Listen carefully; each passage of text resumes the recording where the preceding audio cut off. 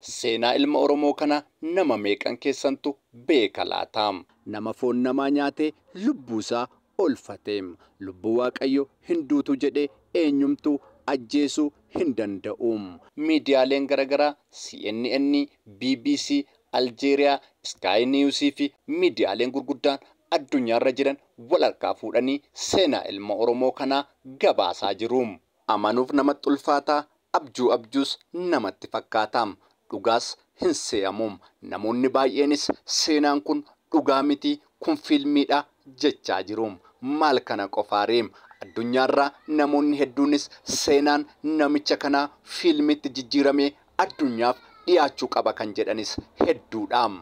Abbaan seenaa kanaa Muhammed Adam Ogaa jedhamaam. Yeroo ammaa kanas dhageettii guddaa argate karaa fuula TikTokiitiin namoota garaagaraa bashannansiisaa jira. Biyya Oromiyaa godina Harargee magaalaa Baddeessaatti dhalatee guddateem. Haa ta'u malee Muhammed Adam Ogaa jireenya isaa jijjiiruuf namni filannoo baay'ee akkuma filatu innis filannoo tokko filatee tureem.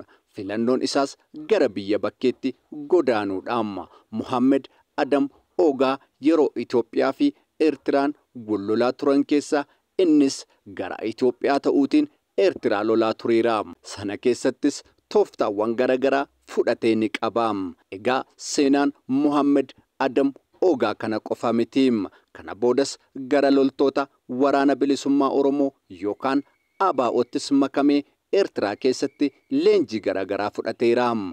Achi keessattis yeroo dheeraaf erga tajaajilee booddee gara biyya Sudaanitti imaleem. Egaa jiruuf jireenya isaa gaggeeffachaa ammas Muhammed Adam Ogaa hin teenyeem. Sudaan irraa gara Liibiyaatti imaleem. Liibiyaa kanas waggoota hedduuf erga jiraatee maallaqa walitti qabatee booda hiriyoota isaa ardii Awurooppaa Jaarman jiraatan quba qabaateem. Ammas kutaa Liibiyaa keessa taa'ee waa tokko murteeffateem. Du'aa fi biyya Awurooppaa gahuudhaam. Yookaan karaattan du'aa yookaan immoo biyyicha nan gaha kan jedhu murtoo murteeffateem. Kanarraa ka'uutiinis Liibiyaa keessatti maallaqa walitti qabate sanaan dallaalaa faana wal baree gara biyya Awurooppaatti ce'uuf ni murteesseem. Achis kan inni gahuu danda'u jaalbaa fayyadamee galaana Meditiraaniyaanii addaan kutuun tureem. Gaafa Agusti tokko Liibiyaarraa gara Awurooppaatti imaluuf jaalbaa isaa yaabbateem. Muhammed Adam Agoo qobaasaa hin turreem. Isa wajjin jaalbaa kanaan kan imalan namoota 14 turaniim. Namoota 14 kana keessaas tokko dubartii ulfaa turteem. Tokkoon isaanii namoonni jaalbaa kana keessa jiran dallaalaaf doolaara 700 kaffalaniiruum. Gara biyya Awurooppaa magaalaa Maaltaa jedhamtu akka qubatanii fi hunduma isaaniitti himamee jaalbaa kana yaabbataniim. Jaalbaa kanarras kallattii kan isaan agarsiisu GPS tureem. GPS'n kunis hunduma isaaniif illee haaraa tureem. Namni agarsiistuu kallattii kana sirriitti ilaaluu danda'uu fi muuxannoo isaa qabu isaan keessa hin turreem. Haa ta'u malee garuu isaan ni geenya jedhanii akkaataama itti agarsiifameen GPS isaanii ilaallachaa jaalbaa isaanii yaabbatanii daandii isaanii eegalaniim. Ta'u malee garuu otooma imalanii daandiin kun harkaa baduutiin asii fi achi otoo jooranii takka as goraa takka achi goraa otoo deddeemanii jaalbaan isaanii beenzila fixatteem. Haaluma kanaan otoo jiranii ammas GPS isaan harkatti qabatanii jiranillee baatirii yookaanis immoo ibsaa harkatti fixateem. Egaa amma falli jara kanaa maalidhaam? Bitaarraan, mirgaarraan, duubaaf fuulduraan kan itti argamu galaana qofaam. Egaa abdiin isaanii itti dukkanoofte. Maal ta'a manaa ba'uun keenya hafeera ta'ee? Maal ta'a rakkinuma sana keessa jiraanne irra ta'ee? Maaliif manaa baane kan jedhu gaabbii fi of nyaata guddaa keessa galaniim. Amma egaa ni du'umoo ni jiraatu laataam? Falli isaanii maal fakkaata laataam? Namoota abdii fixanii galaana walakkaatti rakkataa jiran keessaa Muhammed Adam Agoo isa tokko tureem. Egaa hundumti isaaniiyyuu walitti haasa'anii waan abdatan wallaalaniim. Haa ta'u malee garuu abdiin xiqqoo tokko isaanirra turte. Innis immoo namoota jaalbaatiin galaana sanarra imalan kadhatanii yoo tarii isaan lubbuu isaanii baraaraniif tureem. Haa ta'u malee garuu namoonni jaalbaan galaana sanarra deeman gaafa isaan gargaarsaaf gara isaaniitti iyyatan namni gurra itti qabee dhaggeeffatu tokkollee hin turreem. Namoonni hundumtuu jaalbaa isaanii offatanii callisanii bira darbaa turaniim. Egaa amma abdii isaan abdatan tokko illee hin jiruum. Akkuma kanaas helikoophitarii waaqarra barartu gara galaana kanaatti achii gadee dhiyaattee deemtuttis illee harka isaanii kaasanii itti iyyatanis kan iyya isaanii dhaggeeffate tokkollee hin jiruum. Utuma kanaan jiranii waan nyaatanii fi waan dhugan hundumaas of harkaa fixaniim. Amma waa sadiin rakkina guddaa keessa seenaniiruum. Waan nyaatan of harkaa fixaniiruum, waan dhuganis of harkaa fixaniiruum. Inni dhumaa immoo jara kanaaf abdiin tokkollee hin jiruum. Waan abdatanis dhabaniiruum. Egaa jarri kun du'aa fi jireenya gidduutti walfalmii guddaa keessa galanii jiruum. Otoma kanaan jiranii guyyaa 5 lakkoofsisaniim. Guyyaa 5ffaa kanattis namoota jaalbaa kanarra jiran keessaa baay'een isaanii waan qaban of harkaa gatii fixaniif fincaan isaanii fincaanii dhuguu jalqabaniim. Warri kaan immoo galaana sanarraa bishaan waraabanii dhuguu jalqabaniim. Akkuma beekamu galaanni guddaan sun dhamdhama ashaboo yookaan soogiddaa qabaam. Haa ta'u malee garuu abbaan seenaa kana Muhammed Adam Agoo fincaan isaas hin dhugne, galaana sanarraas bishaan sanas hin dhugneem. Inni leenjii loltummaa fudhatee gatii tureef yoo maal godhe akka dafee du'u, yoo maal godhe akka lubbuusaa dheereffatu ni beekaam. Bishaan galaanaa dhamdhama ashaboo qabu kana dhuguunis akka gaarii hin taane hubatee tureem.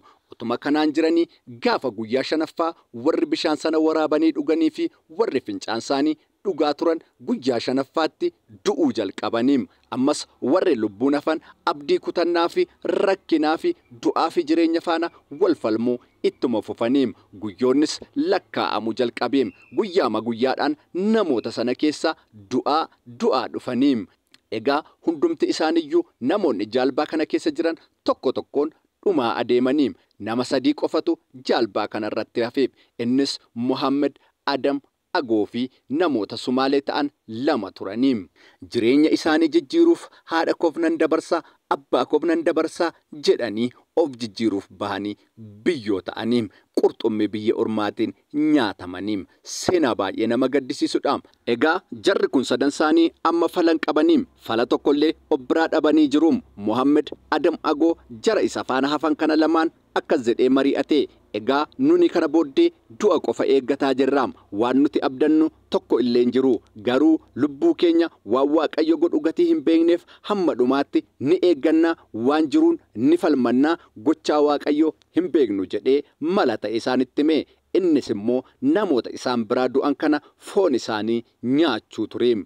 Ta'u malee garuu hiriyoonni isaa isa bukkee jiranis falli biraa gatii hin jirreef tole jedhanii yaada kanatti waliif galaniim. Guyyaa sanaa kaasanii namoota isaan biratti du'an reeffa isaanii, foon isaanii kutanii nyaachuu eegalaniim. Haaluma kanaan lubbuu isaanii yeroo muraasaaf haa tursanillee malee namoonni 2 isa bukkee jiran lubbuu isaanii oolchuu hin dandeenyeem. Guyyaa muraasa booda isaanis du'aan biraa boqotaniim.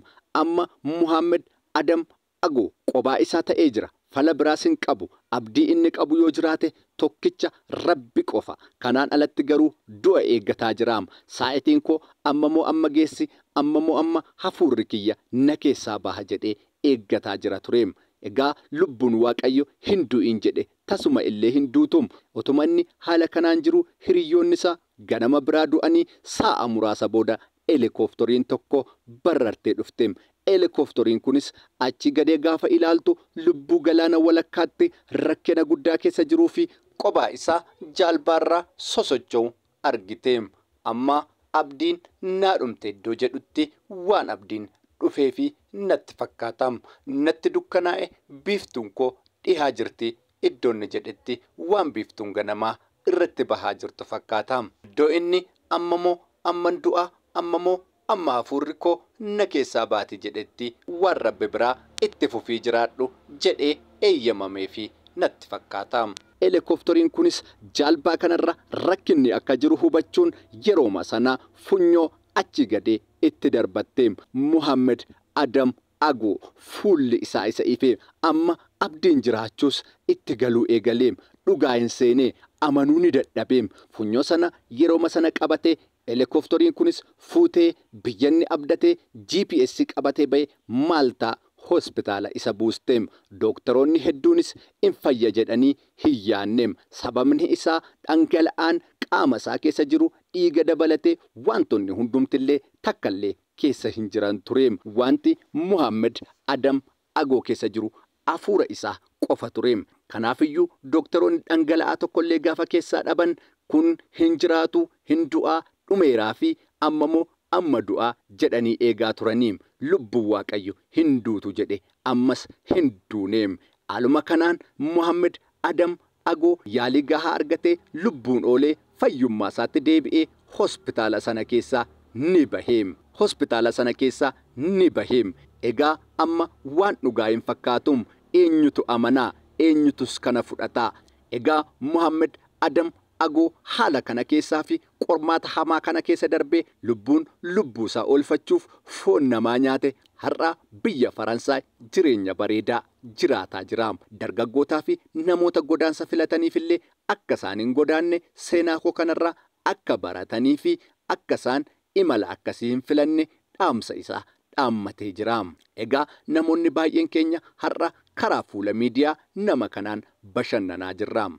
Egaa Muhammed Adam Agoo waan inni keessa darbe waan salphaa mitiim. Baga Waaqayyo keessa si dabarsee, baga lubbuun si oolchee ammallee jireenya gammachuu qabu jiraadhu, lubbuun dheeradhu siin jennaam. Seenaa kanarraa waan hedduu barattaniittu jedhee nan amanaam. Akka kanaatti qindeessee kan isiniif dhiyeesse ana obboleessa keessan Waaqaamboon Lukkuutiim. Amma dhumaatti waan nu faana turtaniif galatoomaa. YouTube keenyas subscribe, like, share gochuu hin dagatinaa.